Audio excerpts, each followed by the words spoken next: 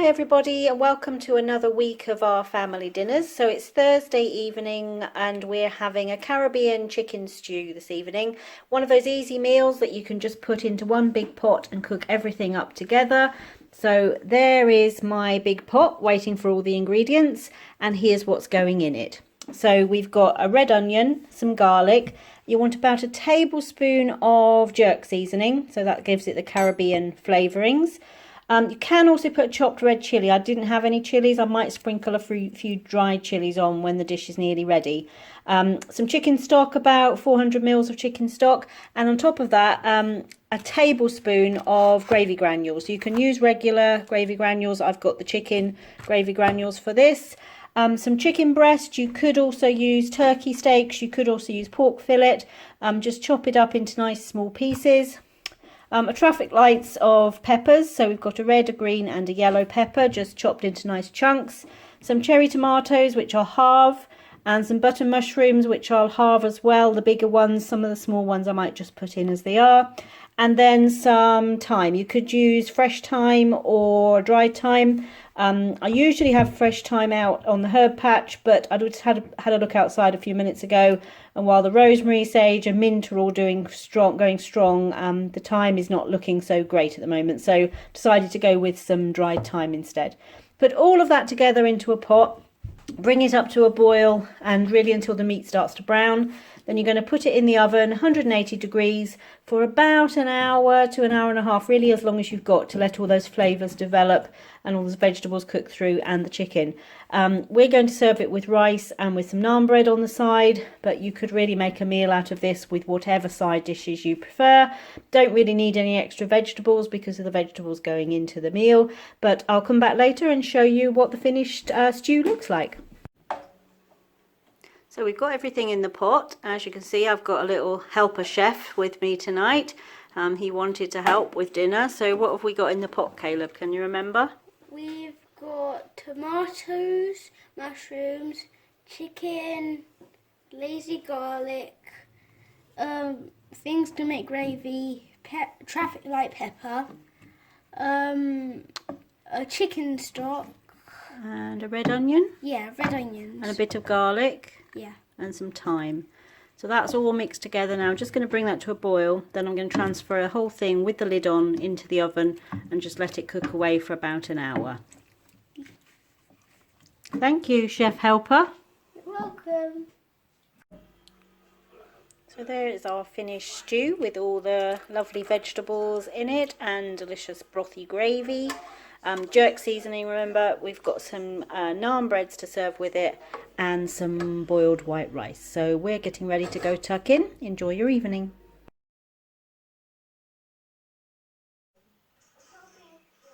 Hi everybody, so it's Friday evening and we've had a bit of a change of plan. We were supposed to have sausage and mash tonight, but it's been a very long and busy week, and so we've decided to switch tonight and tomorrow. We'll have the sausages tomorrow and we'll have our sort of takeaway night tonight. So what did we pick, Caleb?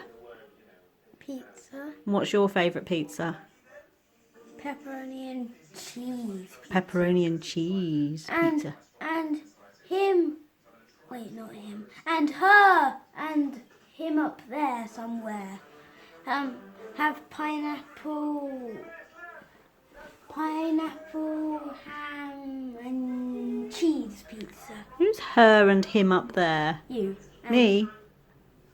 The dad. You and me and the dad. So one is cooked. We popped into Sainsbury's and just picked up some of their bake at home pizzas. So one is ready to go, Caleb's. And as you can see, we've got ham and pineapple and cheese. Smaller one for me and a giant one for Daddy. It's a bit like Goldilocks and the Three Bears around here.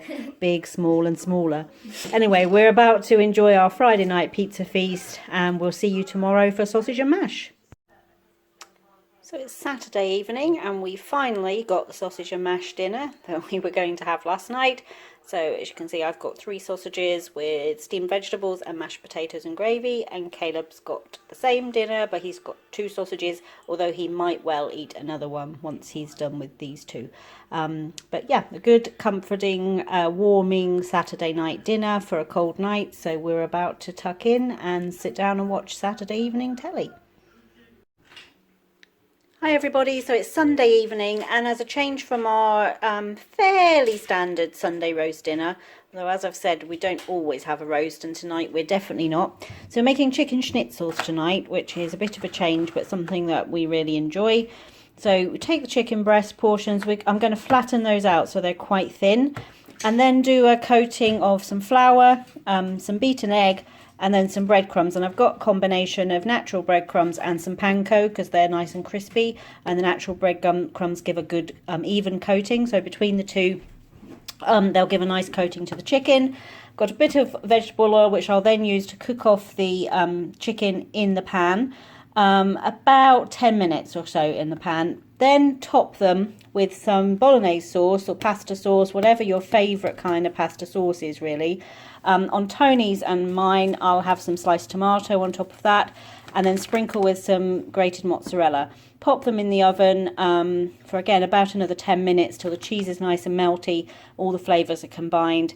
And it's a fairly typical, I think up in the north of England, it tends to be called Parma chicken. It's a bit like chicken parmesan, although it doesn't have any parmesan cheese in the coating. But it's that sort of dish if you've ever had anything like that. Then serving with it, we're going to have, I've got red potatoes, which I'm going to mash. And I'm actually going to, as it's Sunday, go a bit extravagant and use some cream in the mash to make it a nice creamy mashed potato. And then we'll also have some steamed vegetables as a side.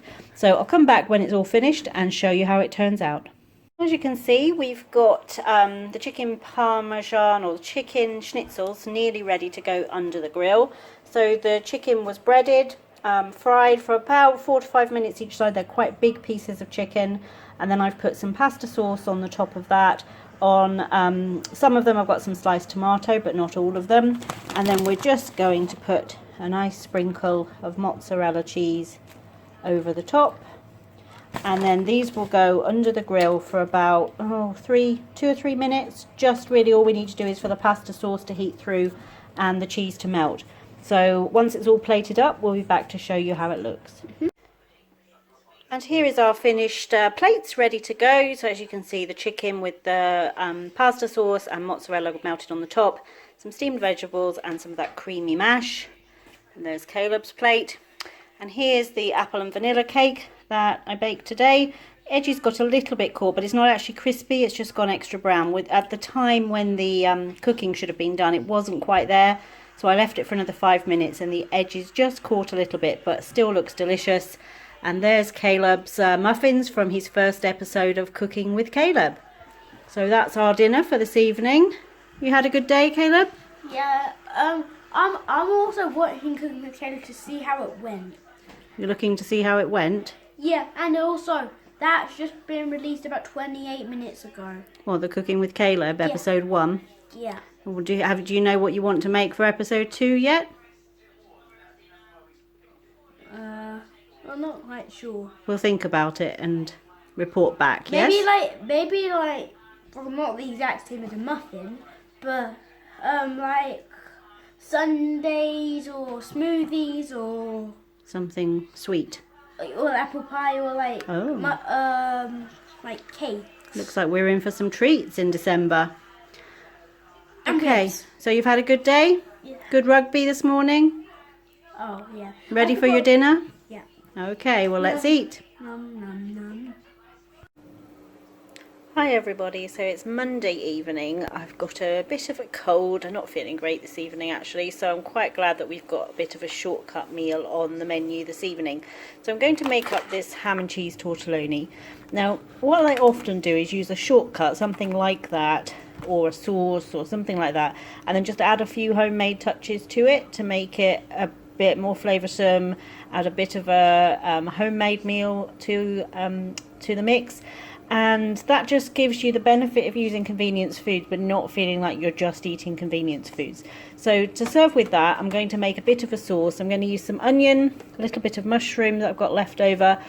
When we made the chicken dish last night, I didn't use the whole jar of bolognese sauce, so I'm going to use that as a bit of a base. I'm going to add in some chunky chopped tomatoes, some garlic and a few mixed herbs.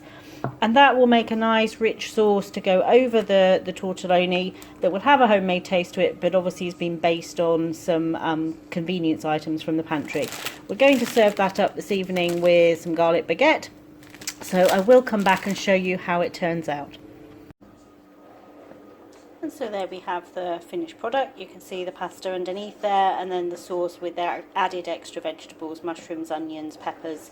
I did add a bit of garlic, a bit of mixed herbs, and a little bit of celery salt in to give it some real kind of homemade sauce flavours. I'm going to put a little bit of grated cheese on the top, and then we've got the garlic bread to go with it. So looking forward to enjoying this semi-homemade dinner this evening.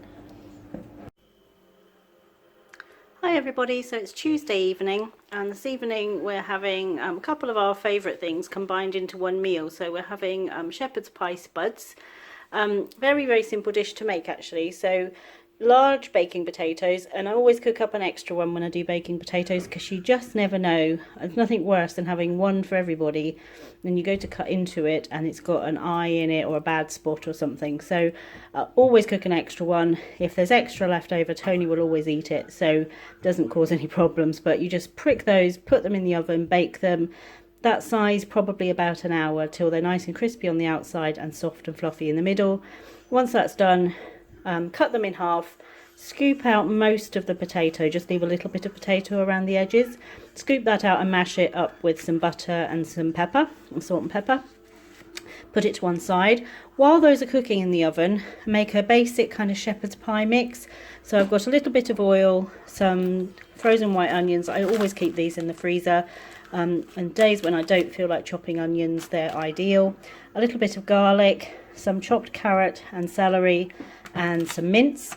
We use turkey mince, as you know, but you could use beef mince, you could use lamb mince for this as well, as it's shepherd's pie. But cook all of that up together with a little bit of tomato puree and a dash or two of Worcester sauce. Now I don't want to make it, if I was making a shepherd's pie, I would make obviously a thick gravy with the meat mixture, but we don't want that with it being used to fill a baked potato because it would all run everywhere. So you can always serve some gravy on the side if you want to, but you want the mixture to be quite thick. You then spoon that mixture into the potatoes, top it with the mashed potato that you scooped out from the baked potatoes, and then sprinkle over the top some cheese. Now I'm just going to use, I've got a bit of mozzarella left from the other day from the chicken dish we made, and I've got some cheddar, so I'm going to mix those two together, sprinkle that over the top, pop them back in the oven for a little while till all the cheese goes melty, and then serve with, I'll probably put a side of vegetables with this of some description, not sure what yet, but I will come back later and show you how they look. Okay, so I've got all the components ready to put together. So there's our shepherd's pie meat mixture. You can see it's got vegetables in it, but it doesn't have a lot of gravy. I did add about 100 mils of water just to give it some liquid to cook in, but as it's cooked away, you can see it's not juicy, it's not gravy like. Then we've got the shells for the baked potatoes. As you can see, I've left a bit of potato around the edges. I think when you're putting a meat mixture inside like this, it's good to have a bit of potato lining the shell, so I didn't scrape them out too smoothly. And then we've got the mashed potato to go on the top and some cheese to sprinkle over the top of that. So I'm going to put them all together and we'll show you them when they come out of the oven. So there's our finished potatoes. As you can see, we've got the meat mixture in the potato shell, a scoop of mashed potato on top and some cheese sprinkled over, and then they just went back into the oven for about 10 minutes, just until the cheese all got melted and just started to brown on the top. We're going to serve them with a side of sweet corn and a little bit of gravy.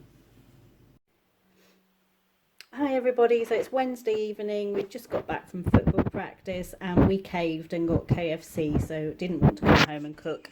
So I've got the Zinger box, rice box, which I really like. It's got salad and rice and spicy chicken, and then it has a kind of garlicky sauce on it, so I quite enjoy that. We've got a bag full of chips. We've got some corn on the cob, some coleslaw, and an assortment of dips. And the boys have got some mini fillets and popcorn chicken to share. So looking forward to tucking into a cheeky midweek takeaway, and we'll be back to regularly scheduled meals tomorrow.